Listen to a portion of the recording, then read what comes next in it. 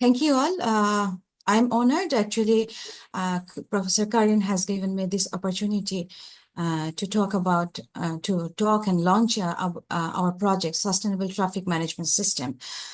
And yes, and thank you to everyone who has joined here and encouraging us to do this project, to launching and helping us to launch this project.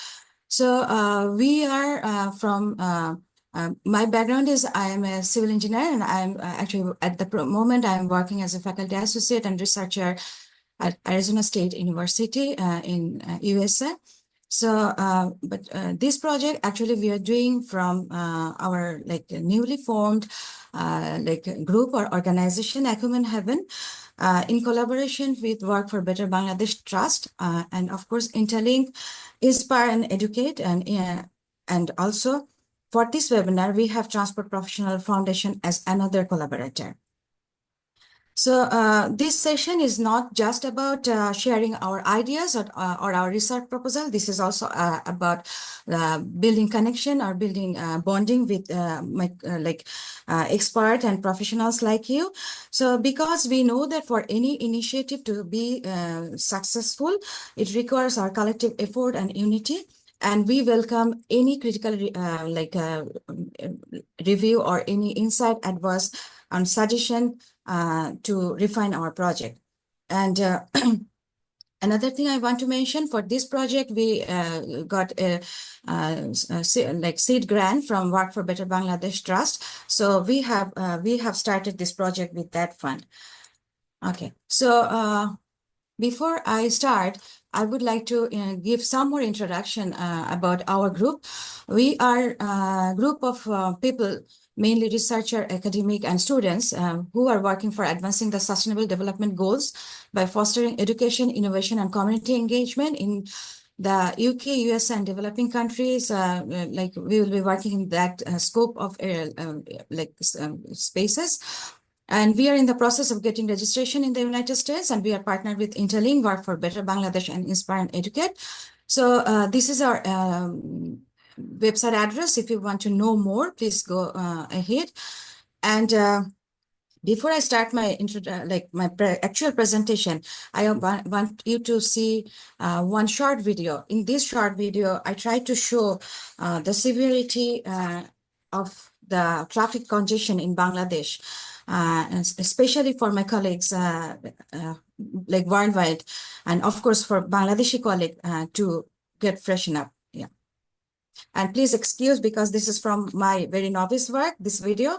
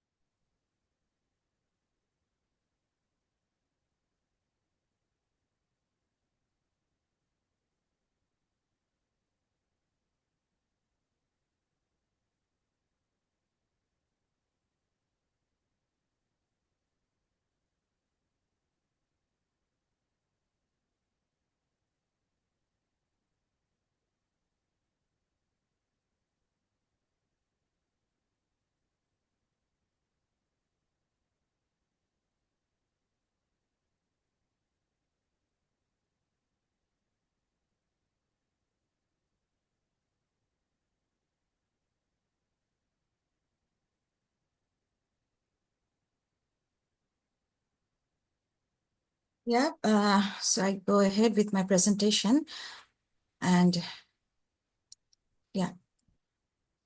So Did you see the video actually, Nasrin? yeah, I showed the video. You didn't, you couldn't see any of you? No, I was not able to see. Anyway, Yeah, we could see the video, but there wasn't any sound. Okay. okay. I Okay. did see the video, but without any sound. Do you want me to repeat or like? No need. It is better to go Okay. ahead because we got the message from the video Yeah, because okay. we watch it. I don't know what's the problem. Okay. Yeah. Anyway. Yeah. So I go ahead with my presentation. So these are the main content I will be covering. I will try to make it as short as possible, try not to bore you very much. So these are the main content. I will be talking about the aim of the research, objectives of the research, and the proposed model that we will try to investigate.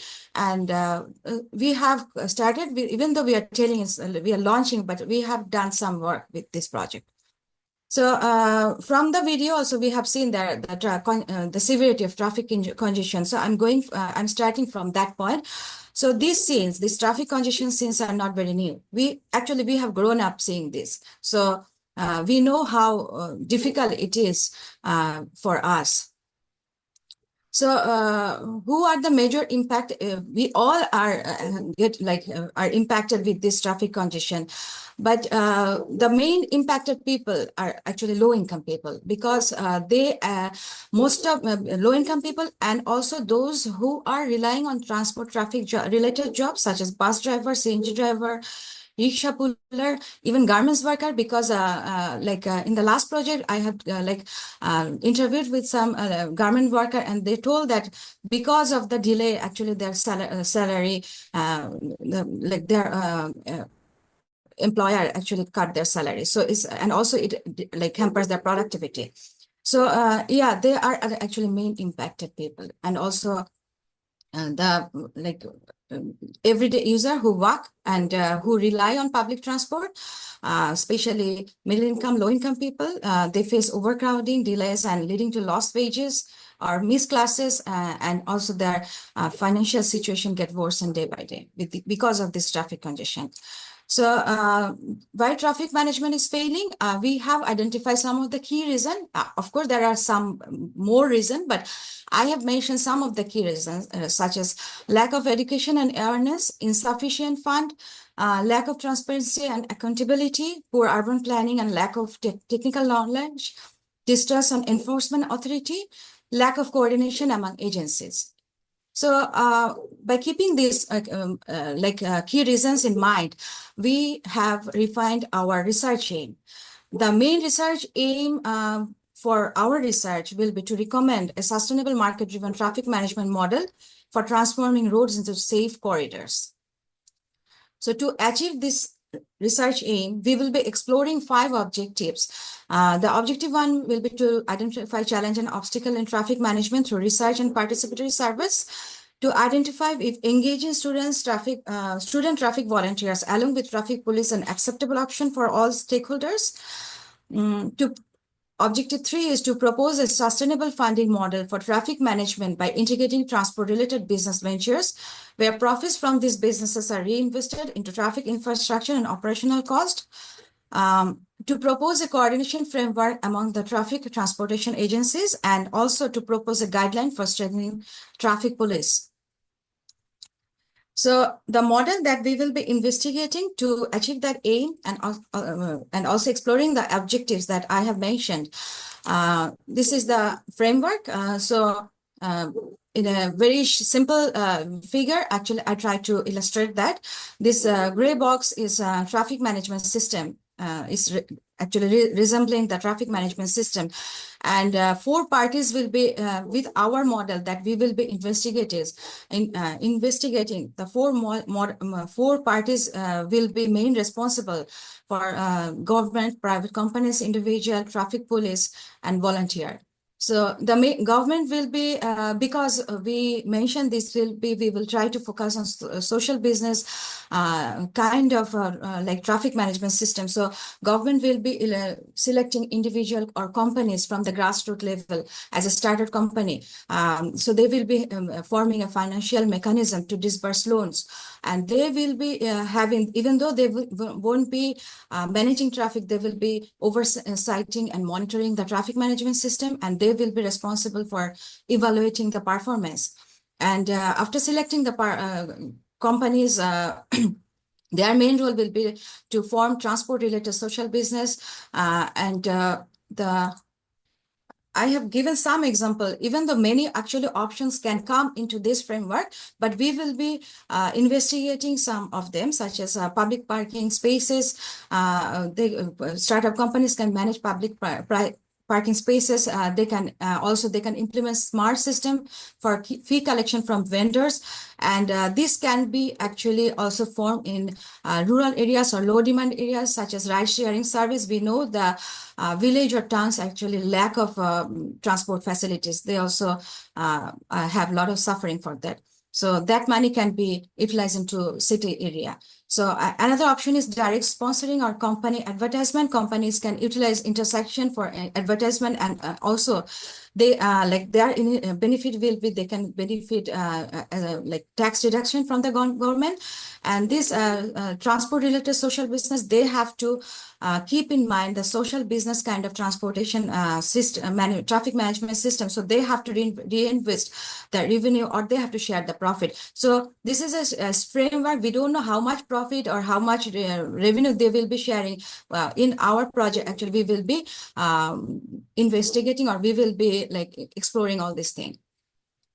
So the third one is traffic police, like similar to now, they also will be, because we know we have to rely on traffic police for enforcement of traffic laws. So they will be collaborating with companies and also volunteer group for success of traffic management system, and also they will be responding the incident.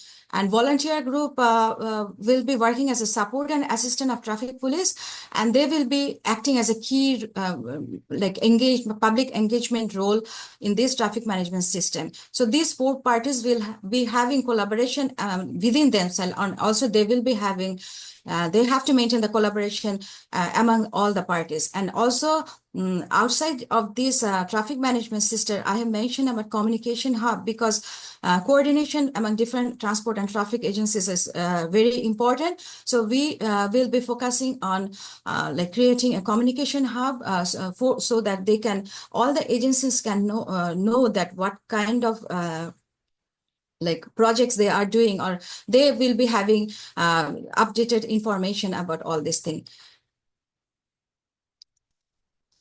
Okay, so this proposed framework, we have divided into three distinct interconnected process. The first one is rebuilding trust, mainly transforming traffic police into community heroes. Process 2 is market-driven approach, developing self-sustaining system. Process 3 is coordination among different agencies. And if I go back to that conceptual framework, these two actually comes within the process 2, volunteer group and traffic police role. So we thought that that is the primary or the first priority to improve the public perception of traffic police. So we started with this, and also process 2 will be government and private companies, and process 2 comes under this communication hub among different travel agencies. So we started with the first process. In the first process, we have divided the first process into 4 stages. The first one is understanding perception and challenges. So in that one, we will, and also some of the surveys are being conducted to understand perception towards traffic police and traffic management. So the surveys are being conducted, and also it is ongoing process. Still we are doing that. We will be conducting surveying and for the general public, student, volunteer, driver. And also we have conducted, and in future we will be doing some more survey of traffic police to understand their challenges. We will be, and also we are doing that, we measure traffic parameters at the current situation. That means without any volunteer group or without any frame of this framework, how this current situation is going with without any volunteer group, and observe attitude of general public. The second one is awareness and motivation. So with the awareness program, we know that educating people is very important about the traffic rules. We believe there are people are actually lack of traffic education. So we started with some of the awareness programs, such as training teachers to teach students. We believe that teachers can, and it can start from the very basic level, so from the school. So we started that program. We will be training drivers. We will, with the survey, we will be also conducting this training about the traffic rules.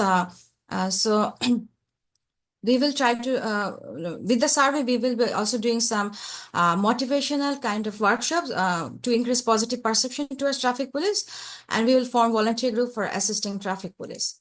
The third one is traffic management volunteer and traffic police group.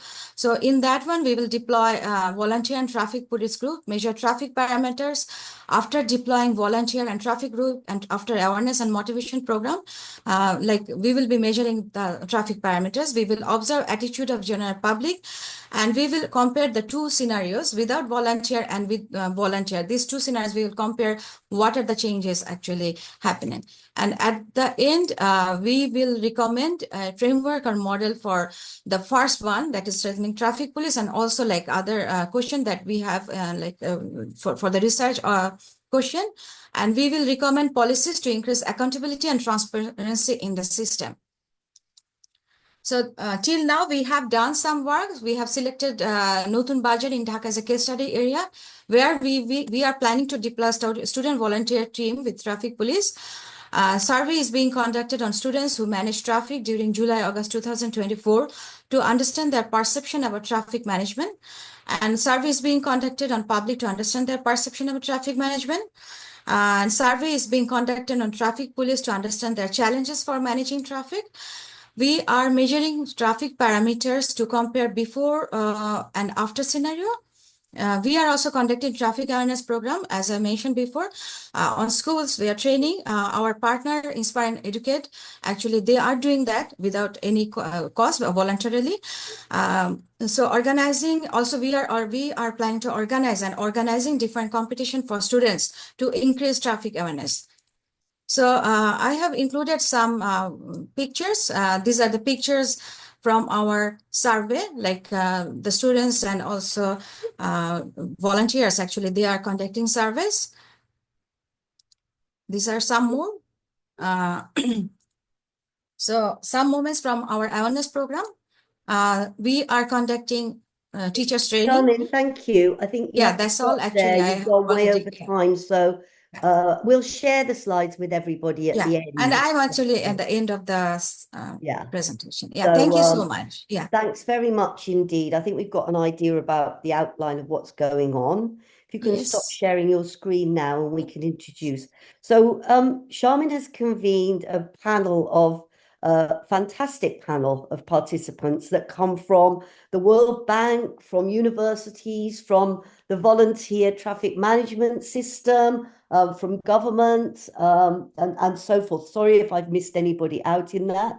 And we've also invited a long-standing colleague of ours, Jim Walker, who works with a volunteer organization called Walk 21 and has done a lot of work with low-income communities and people that are commuting and carrying out other forms of travel in Dhaka, in Bangladesh. And he has agreed that he will ask some questions that we've agreed with the panelists. So we do that for about the next 20 minutes, I think. Is that right? 15 minutes? And then we'll open it up if audience members would like to ask any questions. So if I could invite Sharmin to introduce each of the speakers, that would be really helpful. And then if the speakers the panelists can put their cameras on and be prepared to answer questions, we'll make you the main view of the screen, if that's possible, Emma.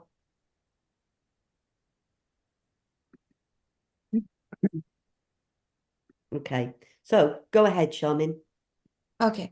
Thank you so much. Thank you all for joining this webinar, and special thanks to Professor Karin and also Jim, who has agreed to be moderator of panel discussion. So I am introducing the panel discussion. Mohammad Moqaddes Haq, he is transport specialist in the World Bank. We have Dr. Mahabubul Bari. He is project management advisor, team leader at SMEC, Greater Dhaka Sustainable Transport Project, and BRT Line 3, Gazipur to Airport Project Management, Coordination and Capacity Building. Miss Nilima Akhtar, she is Executive Director, Dhaka Transportation Coordination Authority, DTCA. And also we have SM Ferdoz. He is a student. During July-August 2024, he was team leader for a student volunteer traffic management group. Thank you all for joining with us today. Thank you. So, Nalima, could I ask you to put your camera on, please? Obviously not. Yeah, wonderful. So these are our panelists. I'm going to switch my camera off and I'm going to lead over to you, Jim, to ask the first question, if that's okay. Yeah, great. Thank you so much, Karen. And Sharmin, thank you for a great presentation. It really helped introduce us to the reality of what it's like being in Dhaka, having to move about. And as I understand it, I think you showed on one of your slides that the average traffic speed now is 7 kilometers per hour. All the projections are that it's going by 2035, it will be 4.7 kilometers per hour, which is actually slower than walking. So I think maybe I've been asked particularly to help this panel because representing a walking organization, to some extent, of course, people might as well walk. And I have been reading in the papers recently, in the Daily Star, for example, in October and in December, there were articles in Dhaka saying that people had actually abandoned their vehicles and had decided to go for a walk instead of put up with the congestion. It clearly is a big issue, and I'm really pleased that we've got such an interesting panel to be able to discuss this, because this isn't just Dhaka's problem, of course, and we will come into the detail of that. But let's just talk maybe first about the principles of traffic management and why actually, if we want inclusive cities, and I really think that what you touched on right at the start, one of your first slides, Sharmin, was about quality of life. You know, this does affect everyone, and I think life quality is something that we have to invest in. Surely this is the reason to actually sort out traffic management, but maybe we also need to think, what is traffic? You know, broadly speaking, we should think traffic is everybody. It is pedestrians, it's cyclists, it is car drivers, it is people using buses, of course, and the scenes you've painted for us, I think, clearly illustrate that it's complex. It's really complex. People's mobility choices and how it's working in Bangladesh, like in so many of our places, traffic isn't as efficient as it could be. Who in the panel would maybe like to share with us some reflections maybe on this first question, which is thinking about why traffic management is particularly important in building inclusive cities? And I'm thinking maybe MD Moqaddes Haq from the World Bank, maybe you'd like to give us your perspective as someone who's got a background in transport understanding, transport planning, and I think has done us particularly, I've seen that in 2021, I think you did a project specifically on Bangladesh. So maybe give us your insights about this role of needing to do traffic management. What's your thoughts, please? Thank you, Jim. Very kind of you to introduce us, and Sharmin, of course, for great presentation. Dhaka is the main economic driver of Bangladesh, right? It is the biggest city, the biggest engine of the economic growth. And to the extent agglomeration could benefit the city, that has peaked, I'm sure, in localities within Dhaka. Now, beyond that, for Dhaka to reap the economic benefits that it could generate to continue to remain the economic engine, it has to some extent, bring the traffic level that does not involve wasting hours on the road, and people can get from one location to another at a reasonable speed. That doesn't mean that we have to put highways in the middle of the city, though there has been sometimes planning, blunders, I would say, to put highways at the center. But the other element of traffic management, I would say, is something that Sharmin has kindly presented a little bit, meaning the diversity of population and a lot of them being low income.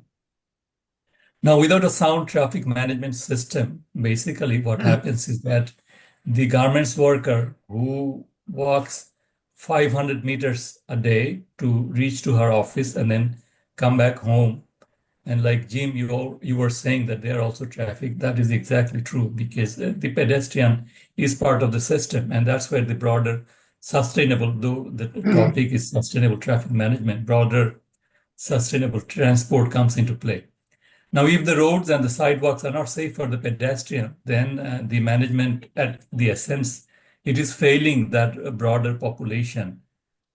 And then there are this beautiful, I would say, aspect of traffic in Dhaka is pedal rickshaws, right? In theory, that is ideal. That's non-motorized, that is slow, that is safe, but where will they go? So for the management to be inclusive and effective, there has to Can I be, interrupt, please? Hello. of course. Pedal rickshaws are safe. I don't think it is safe. You don't think it's safe. I think we'll pick up this point about safety in a Yeah. second, but please, Thank you. Mr. Holt, keep continuing. Just finish your point because I think it's a really interesting context that you're providing. Thank you. Okay, all right. Yeah, I guess, yeah, by adding another wheel in the mix, whether it becomes safer or unsafer, that is a different question. But the broader issue is that Dhaka has this diverse group of users of the system. And the way the management is happening, it has substantial room for improvement. And without that improvement happening in the form of traffic management, the economic opportunity is being missed every day. And the burden is on the people. So I think there is no other way than managing traffic in a way that benefits the broader society in the city and all the people who are experiencing the city every day. They do it in a way that is safe for them. They do it in a way that is benefiting them. They do it in a way that is not harmful for their health. Combining Yes. all these things, I think, is the broader goal of an inclusive traffic management that works for everyone. Thank you very much. It's a really helpful starting point because what you're bringing up there, that it's not just about the loss of time, is it?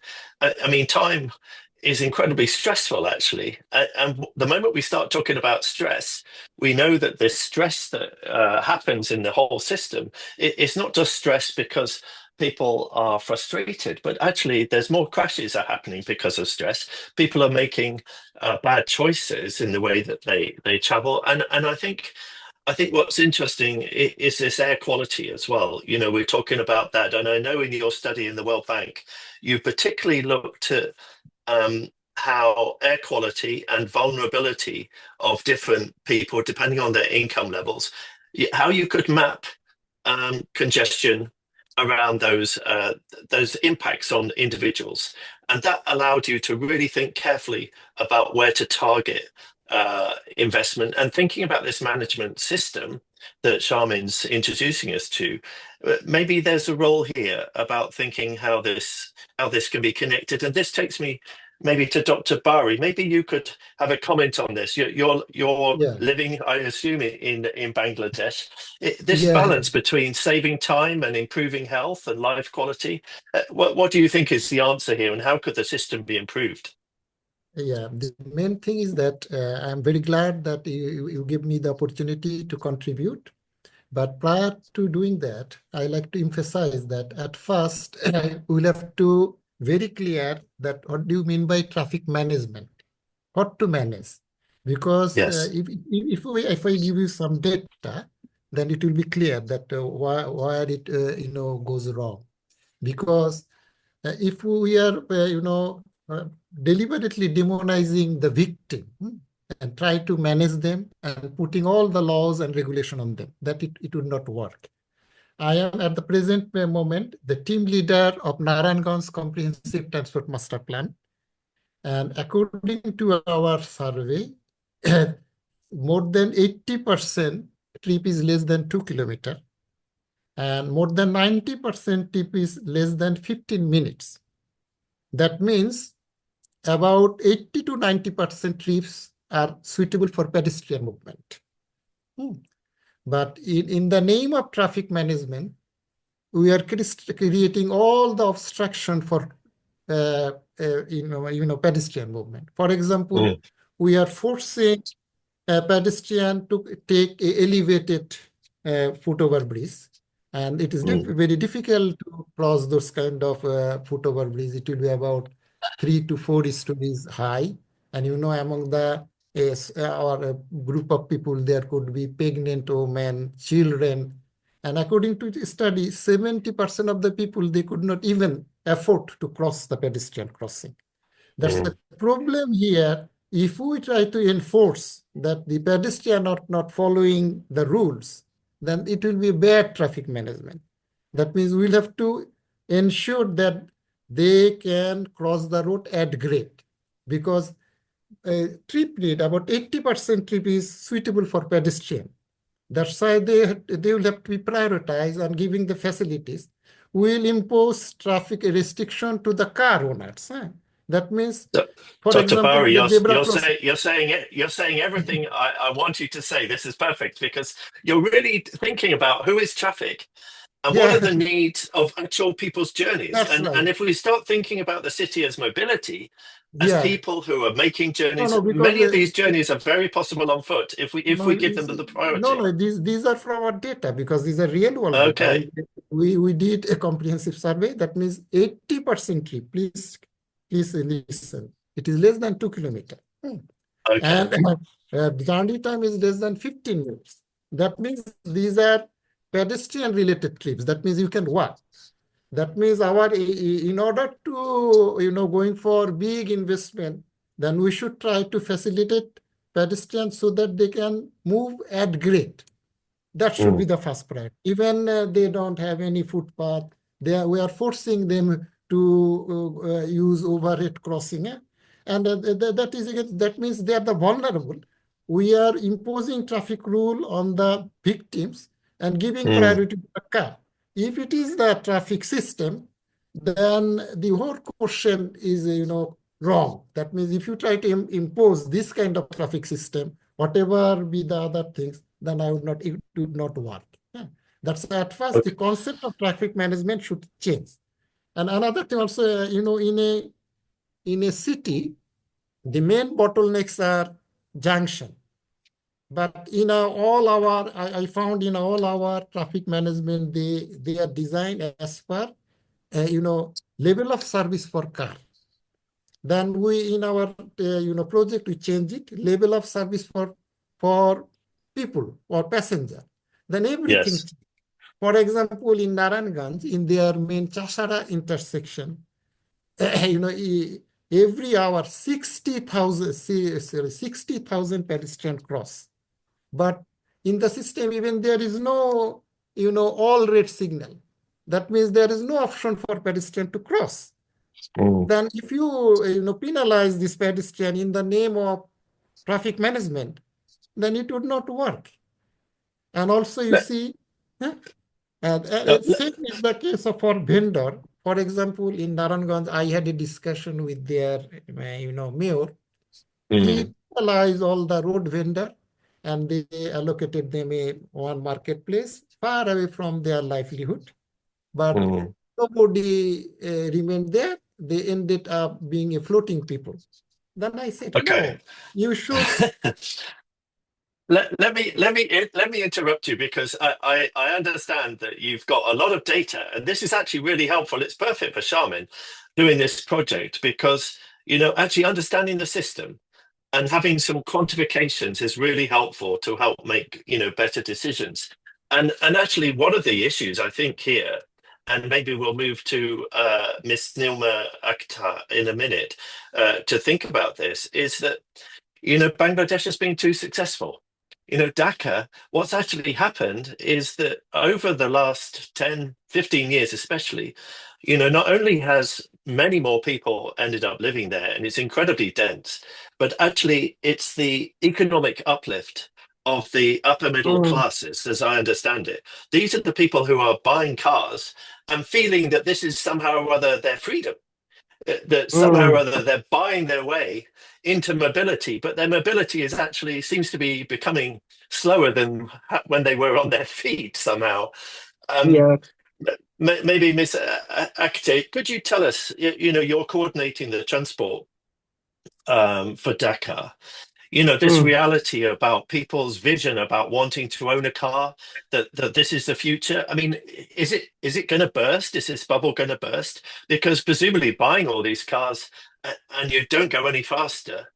Can you do anything in your transport plan to help improve the situation?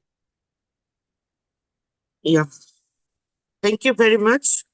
Good evening, distinguished guests, esteemed panelists. It is an honor to be here as part of this distinguished panel at the launch of the Sustainable Traffic Management System project. I went through the paper. I got actually the abstract.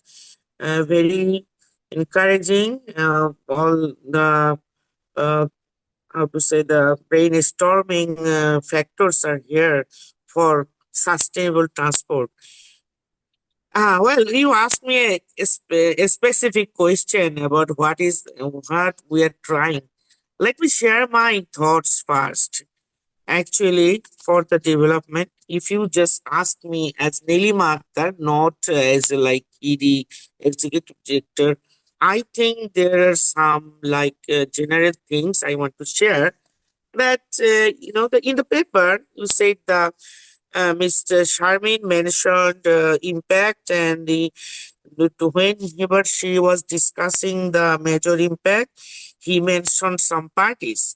But here I have one dimension, like people in Bangladesh or Dhaka city should know who are the main players in the road. So everybody has some role, to reduce the traffic congestion, like the drivers, bus owners, public, This is the point of the other system, isn't it? transport. Yeah. Yes. So This is the system. this is the system. So all the players should have the role. In this moment, actually, rightly pointed out that we need to develop a rebuilding trust. We need to rebuild the trust in the traffic, not the police, all the stakeholders, not only among the police, I think the citizen. So it is the perspective of political science or like public administration that we should have a vibrant civil society or consumer, those who raise the perfect demand and shortcomings, so they know who are able to understand the shortcoming of the existing problems of the transport sector. I think you raise an interesting point there about devolved responsibility. We're all responsible for the places where we live and the mobility choices, if we can afford them, about what choices we make. We're talking about many upper middle class people being able to now afford to buy a vehicle, and the impact on that has been huge in Dhaka. But the mobility plan or the transport plan for the last 10 years has been to try and increase the numbers of roads, that actually increase the capacity of roads in order to accommodate all those vehicles. But in reality, there's no way Dhaka can continue with this growth in car ownership, can they? What's your plan, or what do you think is the solution in this framework about managing the system to try and reduce the car impact? Thank you, Jim. I'm coming to the point. So it's my So I'm keep it sorry, in mind we've that got a short yeah, period yeah, of yeah. time, so I just wanted you to But focus. Thank you. I don't want to shift all the responsibilities to the policymakers and like the Okay, government. I think people, okay. citizens should have we need very vibrant citizen because they should put the right demand. I think I don't know whether I am able to make you understand. So this is one thing, and another side is okay. We DTCA, we are planning for like we have a plan to I to say to develop a bus route rationalization plan, a bus franchise plan according to the law. TTC have mandate to like arrange public transport in Dhaka city and the adjacent 6 district. But the very Yes, challenging sector, the current industry. So current industry is like they are operating on their own. So we try to introduce a um, company-based operation, and there is a forum like it is So the I think, sorry, committee sorry, I bus have to route. interrupt yes, there. I have yes, to Yeah, interrupt. okay, We've okay. got two more Bus route panelists that haven't had a rationalization chance to committee. say anything at all yet. So I'd just like yes. quickly to bring I'm in coming. I'm Yeah, coming. yeah, I'm I'm going coming. to because finish. I'm going to no, but finish. we don't have any Okay. more time. We don't have any more time. So Ferdous, you Okay. got involved as a student volunteer. How did you feel like it was your responsibility to get involved? And like, how difficult was it for you to feel like you could take this responsibility that Nalima is talking about into your own hands? Like, how could you take that responsibility? You were very brave to do that. Don't you think people will Mm, get into trouble if they just take responsibility into their own hands? yeah. So I just finished the No, no, previous no, point. no. Ferdous, Uh, could you answer? okay. Thank you, giving me floor. Because we bought this new independence with our blood, and all the agencies responsible for traffic, they flee away and they left their post, and we take this responsibility on our shoulder to manage this traffic and the law in absence of them. And initially, it was our inspiration that we did this big job, and we have to take this responsibility in our shoulder to maintain this vacant situation. And we started from that situation, and now this time we are continuing this because people accepted us. People trust us that student can do their work without any kind of corruption. Third world Mm. countries are full of corruption, and there is a lot of malfunction in system. And people believe that student student body can work without any kind of miscellaneous or any kind of misconduct. And for that reason, we are encouraged to continue our work. And government, new formed government also encouraged us, and they're providing our traffic training and different materials to do this more. But there is a long way to go. Only 600 or more students are involved in this city to maintain this job. But I think there is a huge scope to involve students because we have a fresh blood, lot of fresh blood in our country. As you know, we are a very young people majority country, and most of our people are young. So we have to use this young blood for our national cause. And not only traffic, we are going to contribute in everywhere. Now we are working to build up the trust as well as the awareness, because enforcement is not only way to maintain the traffic. And Yes.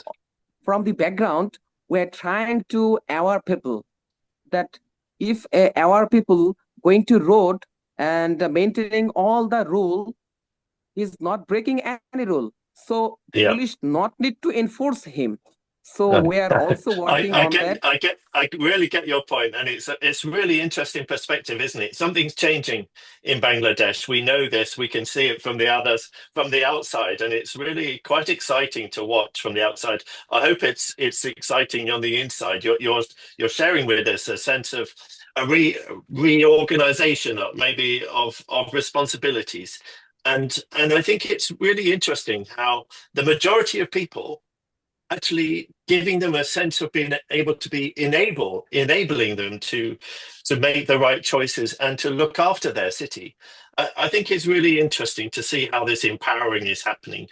And Dr. Sharmin, I very much hope that this project that you're working on is something that can unite these voices, bring people together from all these different perspectives, and really help us think forwards in this inclusive definition that thinks about people and thinks about their mobility habits and designs a city that is as inclusive as possible.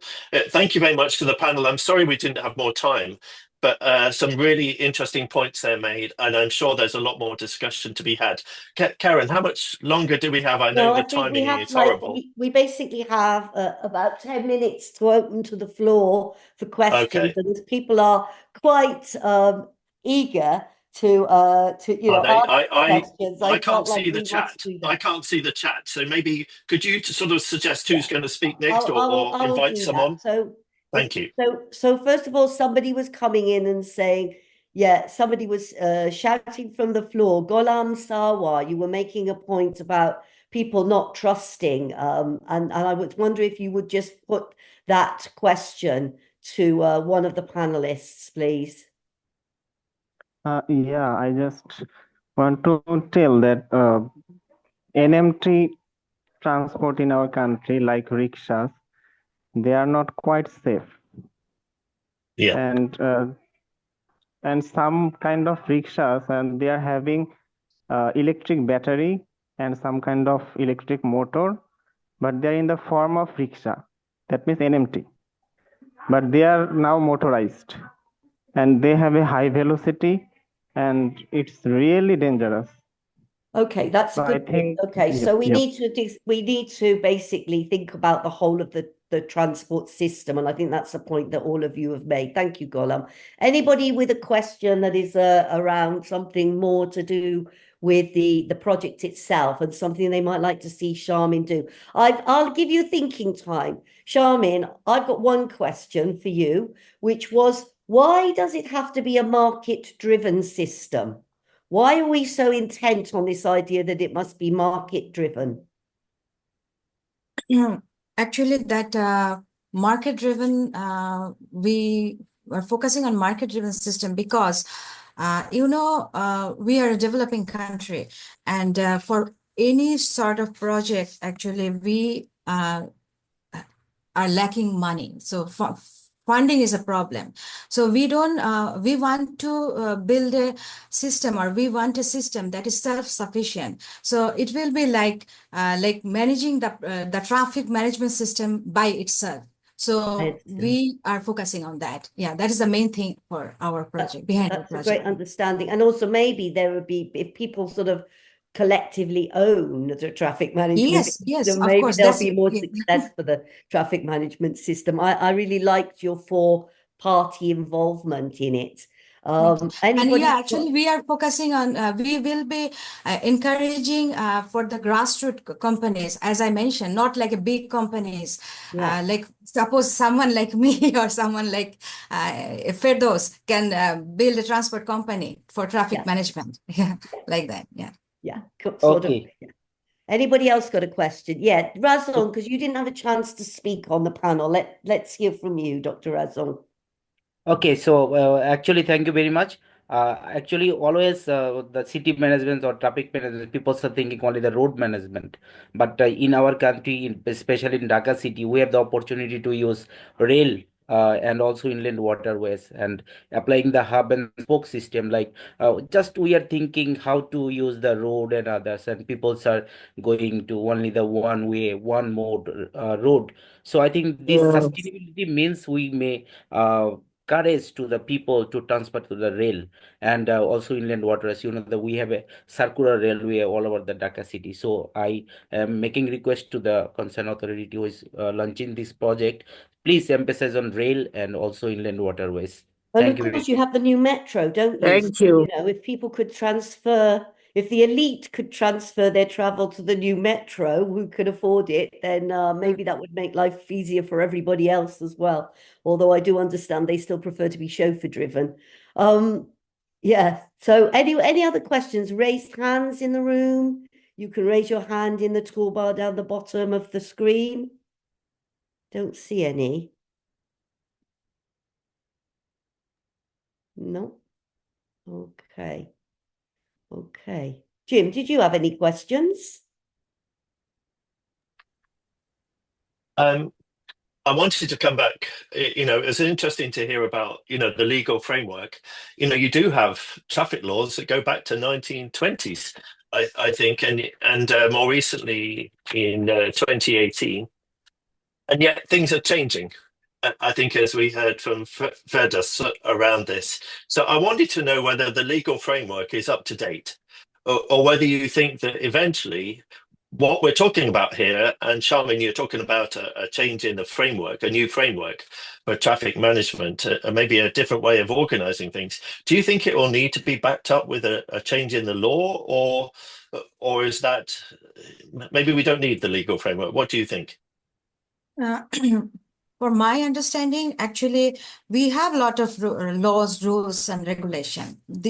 At present, we already have that. Maybe someone from the government can answer better. But whatever I think, what I'm thinking, even with the current law, the law enforcement is very less. So of course, it has to be updated with the time. But there is present, but. Yes, of course, I believe it should be updated. Yeah. And also someone from the government or someone from the policy side can put some input with my understanding. Yeah. Great. Also, Marajul Islam wanted to ask a question. Go ahead. Please be quick because we're just about finishing. I'll ask quickly because time is short. So my first question is that we are talking about traffic safety. So will it be within a certain city, or will it be a nationwide program? I am not sure about that one. So I think it would be better to clear that one. And second thing is that safety is always against the mobility. So if we are thinking about only the mobility, then there will be a discrete in the safety. And if you go for the safety, then accessibility and convenience is also needed. So I think this thing also should be considered during this project. Thank you very much. That's a really, really good point. And actually, there's also in the chat from one of our panelists, Dr. Razan Sahar, is talking about also not least to talk about women's empowerment in traffic management and the workforce. And I think this is very good point, Mohammed Islam as well, is this whole thing about the fact that we always are thinking about one thing and not the other. Mobility, not accessibility, accessibility, not safety, women's empowerment, and we must think about these things and how they work in the round to make, as you said, a sustainable urban system rather than just a traffic system or a workforce system or whatever. So I think that's a really good note on which to end. I'm afraid we don't have time for any more questions, but I am sure that Sharmin and her team will all be very, very happy to take your opinions and ideas and put them into the project. I'd really like to thank Jim for being the chair for the session. I'd also like to thank Emma Sonover for managing all the background stuff that you can't see. Sharmin, thank you very much for bringing your project to INTALiNC as a seminar. And to all of the panelists, thank you for your participation. You probably each could have talked for the whole time. So just to let you remind you that INTALiNC is a network for everyone. You can join here really quite easily. And we will be holding more seminars like this in the future, as well as many other training sessions and other things. It's a good place. We put out a network newsletter, and we're involved in lots and lots of different projects with lots of different partners. So thanks very much for attending, and we hope to connect with you again soon. All the best. Bye. Thank you. And I would like to add one sentence with Karin. Thank you. I know you have many suggestions and many questions. Please feel free to email us.